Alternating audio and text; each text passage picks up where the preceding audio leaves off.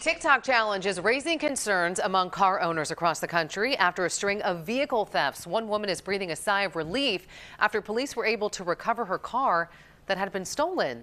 Fox 40's Rena Shattuck showing us now live in West Sacramento with what police say is the best form of protection to keep from falling victim to this crime. Ro?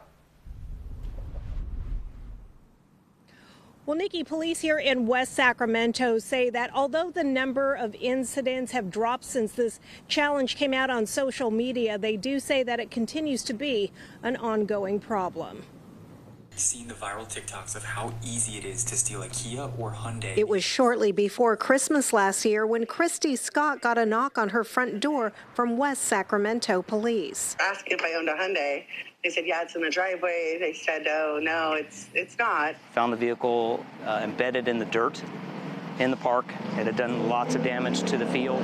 A neighbor's surveillance video shows 5 teens who police say not only stole her Hyundai, but 5 other Hyundai or Kia cars that same night. Another day prior to that was 8 cars. Fortunately, Christy's vehicle was located in a field just around the corner from her home where the young culprits were doing donuts. And there it was, just abandoned, doors open, the trunk was open. Nothing was stolen, thankfully.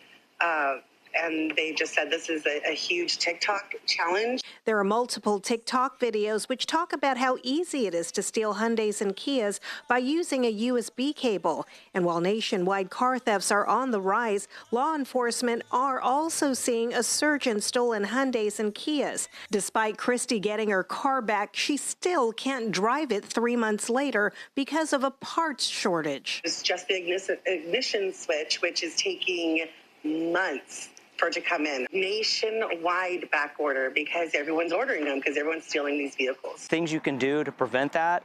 One of the old standbys is the steering wheel lock. That is so huge. A lot of people don't like it. It's bulky. Where do I put it when I'm driving? But honestly, that's one of the best things you can do to protect your car. Now, Hyundai and Kia are looking at federal lawsuits from owners that say that they did not put adequate anti-lock devices on their vehicles. The companies are now offering free upgrades. They extended that free upgrade to Christy, who says she will take advantage of that, but she just needs to get her car back. Reporting live in West Sacramento, covering local news that matters, Rowena Shaddix, Fox 40 News.